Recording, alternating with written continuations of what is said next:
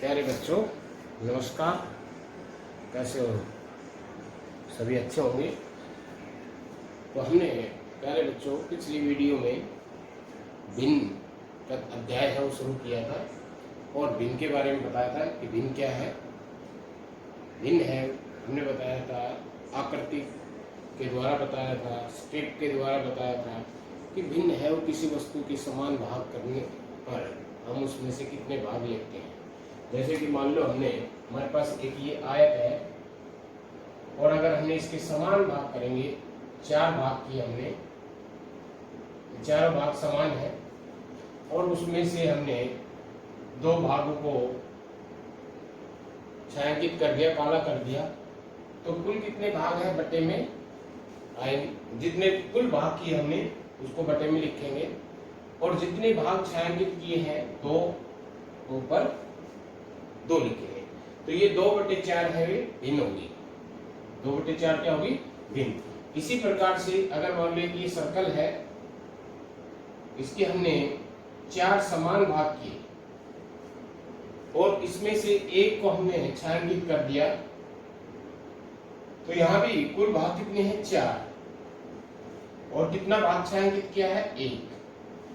तो नीचे जो है वो कुल भाग आएंगे और ऊपर उसमें से हमने जितने भाग लिए हैं, इसी प्रकार से अगर मान लो हमारे पास एक ये वर्ग है और इस वर्ग के हमने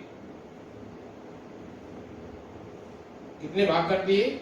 16 भाग कर दिए और इस 16 में से हमने कितने भाग छायांकित कर दिए? 3। तो यहाँ ये किसके बराबर होगा? कुल भाग कितने हैं इसमें? 16 और इसमें से कितने छायांकित किए हैं? 3। तो ये किस भिन्न को दर्शा रहा है? 3/16। तो ये है भिन्न। भिन्न क्या है? किसी वस्तु के जितने भाग किए गए हैं उसमें से हमने कितने भाग लिए हैं। ये ऊपर वाला हर अंश कहलाता है और नीचे वाला हर कहलाता है। नीचे वाला हर कहलाता है, ऊपर वाला अंश कहलाता है। हर का मतलब है हमने किसी वस्तु के कितने भाग किए हैं, और अंश ये दर्शाता है उसमें से हमने कितने लिए हैं। तो ये है जब अब इस पे ये तो होगा भिन्न के बारे में। हमने जो पिछली वीडियो में पढ़ा था उसको हमने थोड़ा सा दोहराया है कि भिन्न क्या है। भिन्न यही है कि एक वस्तु के जितने भाग किए जाए और उन भागों में से हमने कितने लिए हैं। जैसे यहाँ हमने 4 भाग किए हैं, 4 आ गए नीचे। कुल नीचे है हर है वो कुल होगा जितने भाग हमने कुल किए। लेकिन यहाँ हमने ये भी ध्यान रखना है कि अगर हमने 2 वस्तु के, जैसे 2 हमारे पास सर्कल है और हमने प्रत्येक के हमने 4 भाग किए हैं, तो इस प्रकार से बटे में कितना आएगा? बटे में इसके भी 4 और इसके भी 4, तो कुल कितने हो गए? 8। तो 8 नहीं आएगा इसमें। बटे में वो आएगा कि प्रत्येक के हमने कितने भाग किए, प्रत्येक वस्तु के कितने भाग किए हैं वो आएगा। तो प्रत्येक वस्तु के कितने भाग किए हैं? 4। तो यहां भी बटे में 4 आएगा, यहां भी बटे में कितना आएगा? 4। तो हर क्या होता है? किसी वस्तु के, या वस्तु एक से अधिक है तो प्रत्येक वस्तु के कितने समान भाग किए हैं, हर में वो आएगा। जैसे यहाँ हमारे पास 2 सर्कल थे, दोनों समान, 2 वृत्त थे, दोनों समान। यहाँ हमने ये भी ध्यान रखना है कि वस्तु समान होनी चाहिए और उनके भाग भी समान होने चाहिए। तो यहाँ अगर हमने इसमें से कितने भाग हमने छायांकित कर दिया? 4 इसके कर दिए और 1 इसका, तो कुल कितने हो गए? 5। तो यहाँ ऊपर हमने कुल जितने भाग लिए हैं वो आएगा। ऊपर जितने हमने कुल भाग लिए हैं, वस्तु अगर 1 से अधिक है तो दोनों जितनी भी वस्तु है 1 से अधिक, 2 है, 3 है, 4 है, तो उसमें से कुल कितने भाग लिए गए हैं सभी वस्तुओं के जोड़ के। लेकिन हर में क्या आएगा? कि प्रत्येक वस्तु के कितने भाग किए गए हैं। जैसे यहाँ प्रत्येक वस्तु के 4 भाग किए गए हैं, तो हर में 4 ही आएगा, 4 और 4 8 नहीं आएगा। हर में क्या आएगा, प्रत्येक वस्तु के कितने भाग किए हैं वो आएगा, अगर वस्तु एक से ज्यादा है तो। और एक है तो एक का तो हमें पता है ये कितने भाग किए हैं। अगर एक से अधिक है तो हमने ये ध्यान रखना है, दोनों जो जितनी वस्तु हमने ली है एक से ज्यादा सभी बराबर होनी चाहिए और सभी के भाग भी बराबर होने चाहिए। अगर हम ये एक हमारे पास सर्कल है, हमने इसके 4 भाग किए, एक ये सर्कल है हमने इसके 3 भाग किए, तो अब हम इसको जोड़ नहीं, अब हम दोनों को जोड़ के भिन्न के रूप में दर्शाएंगे तो उसका नियम अलग है, इसके नियम इनसे नियम, फिर हम इसको हर का एलसीएम लेकर के इसको हल करेंगे जो हम आगे पढ़ेंगे। तो इसका तरीका अलग है और इसका तरीका अलग है। तो यहाँ अगर हम ऐसे ले रहे हैं प्रत्येक वस्तु के समान भाग किए गए हैं, तो हम जितने प्रत्येक वस्तु के भाग किए गए हैं उसको हर के रूप में ले लेंगे। तो ये है भिन्न को दर्शाने का, जो हमने पिछले वीडियो में हमने पढ़ा था कि आकृति दे रखी है उसको हम भिन्न के रूप में कैसे दर्शाएंगे। अब आता है भिन्न के प्रकार। भिन्न के प्रकार कि भिन्न के क्या कितने प्रकार हैं और कौन कौन से उनके नाम है। भिन्न के प्रकार, भिन्न के प्रकार। अगर हमने एक वस्तु ली, केवल एक वस्तु ली है, उसके हमने 4 भाग किए और उसमें से हमने 1 ले लिया, तो यह हुआ 1/4। ये कितना होगा 1/4। अभी बताया हमने इस वस्तु के हमने कितने भाग किए हैं, 4 भाग किए, तो कुल कितने भाग किए 4, 4 बटे में आ गया, हर आ गया। और कितने भाग छायांकित किए हैं 1, तो 1 अंश में आ गया, तो ये बनेगी भिन्न 1/4। लेकिन वस्तु अगर एक से ज्यादा है, जैसे मान लो हमारे पास ये वस्तु है सर्कल, ये रोटी है, 3 रोटी हमारे पास है, कितनी 3 रोटियां हमारे पास है, और इस 3 रोटी को दो बच्चों में या 2 व्यक्तियों में बांटना है, तो हम कैसे बांटेंगे। प्रत्येक को 1 मिल जाएगी, तो यहां ए को 1 और आधी, बी को 1 और आधी। तो अब ये कितनी होगी अगर हम इसको भिन्न के रूप में दर्शाएं, तो ये आधी है। एक के हमने यहाँ 2 हिस्से किए हैं, तो इनमें भी प्रत्येक के हम 2 हिस्से करेंगे। प्रत्येक के कितने हिस्से करेंगे 2, तो सभी के हमने 2-2 हिस्से किए हैं। तो अब यहाँ इसको कुल कितने हिस्से मिले 1 2 3, और प्रत्येक के हमने कितने हिस्से किए हैं 2, तो ये किस भिन्न को दर्शा रहा है 3/2 को। इसी तरह ये भी 3/2 को दर्शा रहा है, ये भी 3/2 को दर्शा रहा है, और ये भी 3/2 को दर्शा रहा है। अब और एक उदाहरण ले लो, उदाहरण और ले लो कि अगर हमारे पास 5 सेब है, कुल कितनी सेब है 5, और उनको 5 सेबों को हमने 4 मित्रों में बांटना है। कितने मित्रों में बांटना है 4 में। तो अब 4 है ए बी सी डी, प्रत्येक को 1 से 5 सेब है, 4 से ज्यादा है, तो प्रत्येक को 1 सेब मिल गई।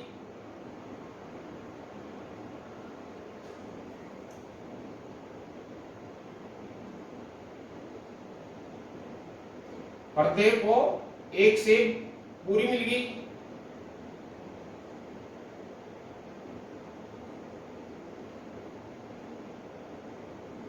ये सभी सेब बराबर है। अब 5 में से 4 तो बट गई, अब 1 बच गई। सभी को हमने बराबर देनी है, सभी को हमने क्या देनी है बराबर सेब बांटनी है। तो जो 1 सेब बच गई उसके हम 4 हिस्से करेंगे। कितने हिस्से करेंगे 4, क्योंकि चारों को बराबर देनी है, तो 4 बराबर हिस्से हमने करेंगे। तो 4 बराबर हमने हिस्से किए,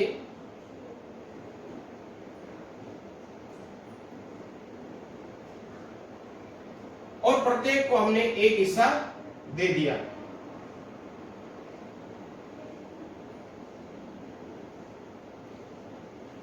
अब प्रत्येक को कितना हिस्सा मिला, कितना मिला, ये हमें बताना है कि इनको प्रत्येक को कितना, उसको हमने भिन्न के रूप में दर्शाना है।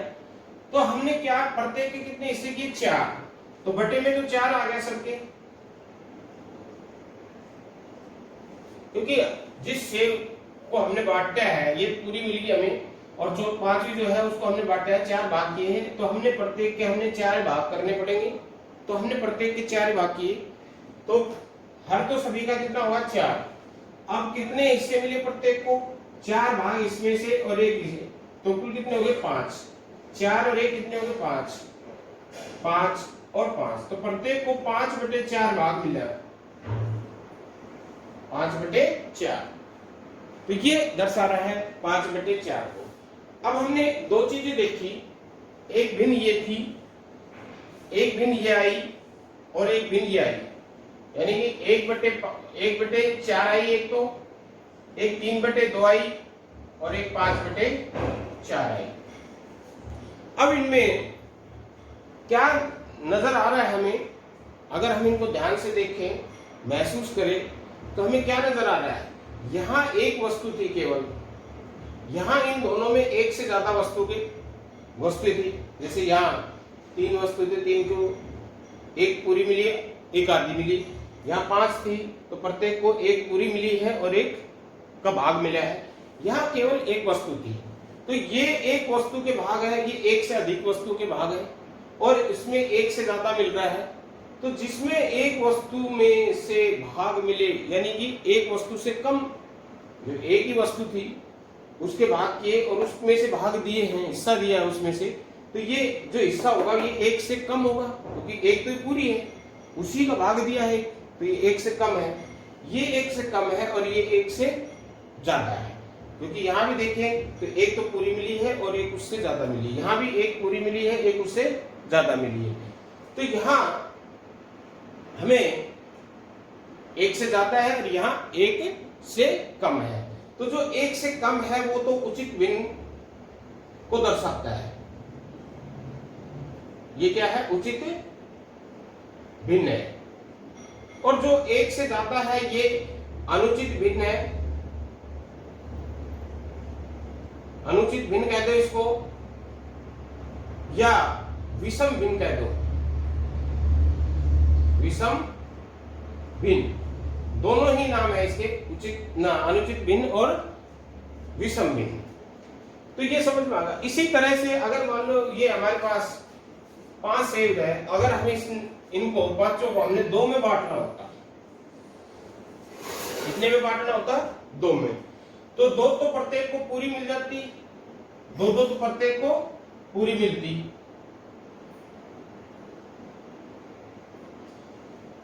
अब हम उस बची हुई 5वीं सेव है उसके कितने भाग करते हैं, क्योंकि 2 में बांटना है तो हम उसके प्रत्येक के 2 भाग करते।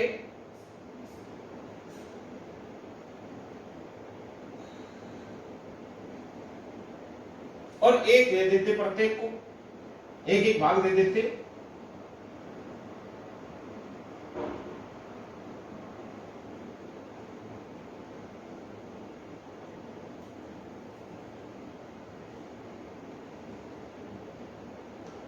तो यहां इसको कितना मिला, अब हमने प्रत्येक के कितने भाग करे, 2, तो बटे में हर तो 2 आ जाता, और कितने भाग मिले इसको, 2 भाग किए हमने प्रत्येक के, तो 2 भाग ये हो गए, 2 ये हो गए और 1 ये होगा, तो 2 और 2 4 और 1 कितने हो गए, 5। यहाँ भी 2 2 और 1 कितने हो गए, 5। तो ये 5/2 को दर्शाता, 5/2। तो इस तरह से जो भिन्न एक से ज्यादा को दर्शा रही है वो तो अनुचित भिन्न या विषम भिन्न होगी, और जो एक से कम को दर्शा रही है वो उचित भिन्न होगी। तो ये अंतर है उचित भिन्न और अनुचित भिन्न में। उचित भिन्न है वो 1 से छोटी है और अनुचित भिन्न है वो 1 से बड़ी है।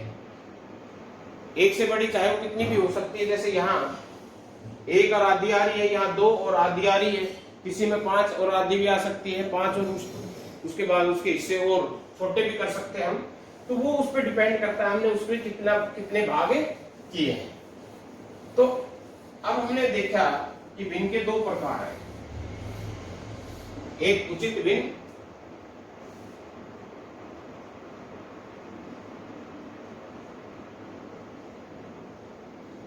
और दूसरी विषम भिन्न या अनुचित भिन्न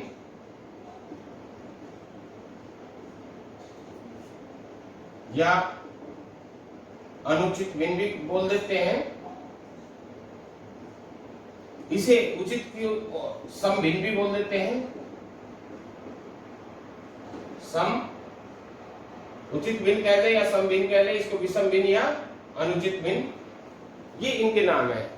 तो ये क्या किसको दर्शाती है? वो ये इसमें इसकी परिभाषा या इसका को हम कैसे दर्शाएंगे? हर बड़ा होगा अंश से, अंश इसमें अंश छोटा होगा हर से, और इसमें अंश बड़ा होगा हर से। अंश छोटा होगा हर से और अंश बड़ा होगा हर से। इसे हम कह सकते हैं एक से छोटी है ये,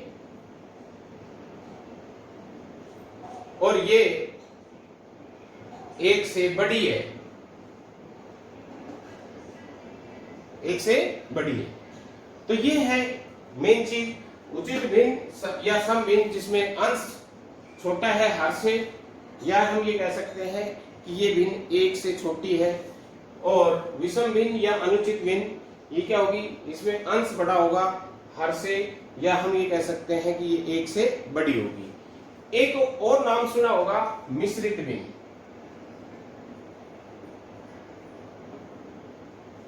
कि ये मिश्रित भिन्न क्या है?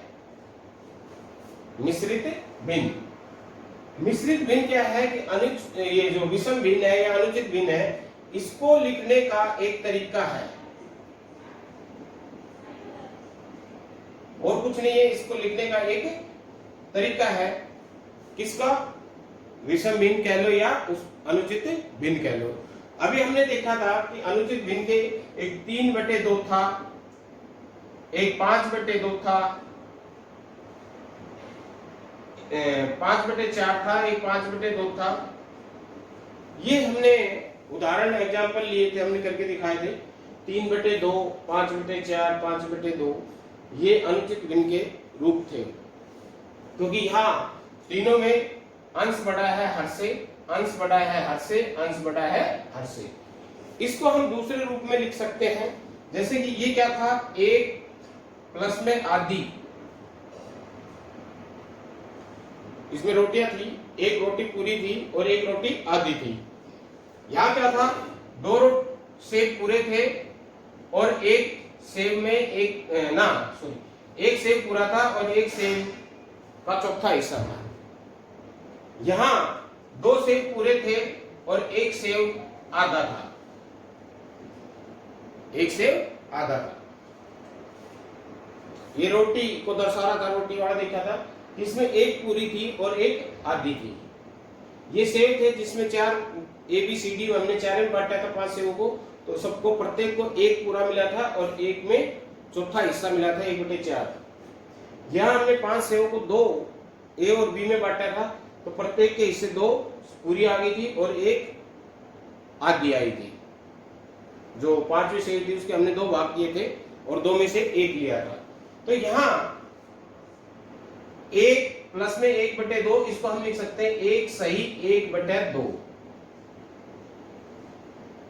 इसको हम लिख सकते हैं 1 सही 1/4, यानी कि एक पूरा और दूसरे में से चौथा हिस्सा। इस यहाँ एक पूरा और दूसरे में से आधा हिस्सा, ये 2 सही 1/2। इसका मतलब है 2 पूरे और तीसरे में से आधा हिस्सा। 2 पूरा जो सही आगे आ रहा है, इसका मतलब है उसे उतनी पूरी वस्तु है, और जो ये बाद वाला जो ये दर्शा रहा है, ये फ्रैक्शन है, ये भिन्न है, इसका मतलब है उससे अगली जो इकाई है उसमें से कितना हिस्सा। 2 इकाई पूरी है और उससे अगली यानी कि तीसरी में से कितना हिस्सा है? 1/2। तो ये जो रूप है इसका इनका ये रूप है, ये है मिश्रित भिन्न। भिन्न वही है 3/2। उसको अगर हम इस रूप में लिख दें तो ये कौन सा रूप बन गया? मिश्रित भिन्न का रूप हो गया। ये भी विषम भिन्न है, लेकिन अगर हमने इसको इस रूप में लिख दिया तो क्या बन गया? इसका मिश्रित भिन्न रूप, और ये इसका मिश्रित भिन्न रूप। तो मिश्रित भिन्न क्या है? वो अनुचित भिन्न को लिखने का एक ढंग है। तो ये तो मैंने एग्जाम्पल लिए थे, उनको बताया है। अब अगर कोई और क्वेश्चन हो इस तरह से, जैसे 11/3, 11/3, तो इसको अगर हम मिश्रित भिन्न में बदले तो कैसे बदलेंगे? 11/3 को हमने मिश्रित भिन्न में बदलना है। यहां अंश बड़ा है हर से, तो हमने जैसे ही देखा अंश बड़ा है हर से, तो हमें ये पता चल गया कौन सी है? विषम भिन्न है। कौन सी भिन्न है? विषम। सबसे पहले तो हमें जो भिन्न दे रखी है उसका प्रकार पता होना चाहिए, देखते ही पता चल जाए। जैसे कि मैं कुछ यहां लिखता हूं, चलो 2/8, 11/4, 9/18, 25/48, 164/85। ये मैंने 5 एग्जाम्पल लिखे। अब हम इनको अगर वर्गीकृत करें कि कौन सी भिन्न उचित है और कौन सी अनुचित भिन्न, तो यहां देखो अंश छोटा है हर से, और हमें पता है अंश अगर हर से छोटा है तो ये उचित भिन्न होगी। यहां अंश बड़ा है हर से, तो ये उचित होगी। यहां अंश बड़ा है हर से, तो अंश अगर हर से बड़ा है तो ये कौन सी होगी? अनुचित या विषम। यहां अंश छोटा है हर से, तो ये उचित होगी। यहां भी अंश छोटा है हर से, तो ये भी उचित होगी। यहां अंश बड़ा है हर से, तो ये होगी अनुचित। तो सबसे पहले तो हमें भिन्न को देखते ही पता चल जाना चाहिए कि कौन सी उचित है, कौन सी अनुचित है, और उसकी पहचान करने के लिए हमने अंश और हर की तुलना करनी है। अगर अंश छोटा है हर से तो उचित भिन्न है, यानी कि उसका मतलब क्या है कि एक वस्तु का भाग किए गए हैं और उसमें से हिस्से दिए गए हैं। और जब अंश बड़ा हो हर से, अंश बड़ा हो हर से, तो इसका मतलब है एक से ज्यादा वस्तु के टुकड़े किए गए हैं, भाग किए गए हैं, और उनमें से उसको दे रखा है। तो जब अंश छोटा हो हर से तो उचित, अंश बड़ा हो हर से तो अनुचित। तो सबसे पहला काम हमारा यही होना चाहिए कि भिन्न को हमने देखते ही पता चल जाना चाहिए कि कौन सी उचित है और कौन सी अनुचित। फिर उसके बाद है अनुचित भिन्न को मिश्रित भिन्न में बदलना, क्योंकि हम अनुचित भिन्न या विषम भिन्न है उसी को हम मिश्रित भिन्न में बदलते हैं। तो कैसे बदलेंगे? जैसे कि अब हमने एक उदाहरण लिया है, ये तो हमने देख लिया, 11/3 लिया है, इसको हमने मिश्रित भिन्न में बदलना है। तो कैसे बदलेंगे? 11 को हम 3 से भाग करेंगे, 3 तिया 9, शेष बच गया कितना? 2। तो इसको हम कैसे लिखेंगे? तो देखो 11 है और 3 से भाग कर रहे हैं, तो 3 तो पूरे आ गए, 3 पे तो पूरे हो गया, यानी कि 3 तो उसको पूरे मिल गए, तो 3 सही में आ गया।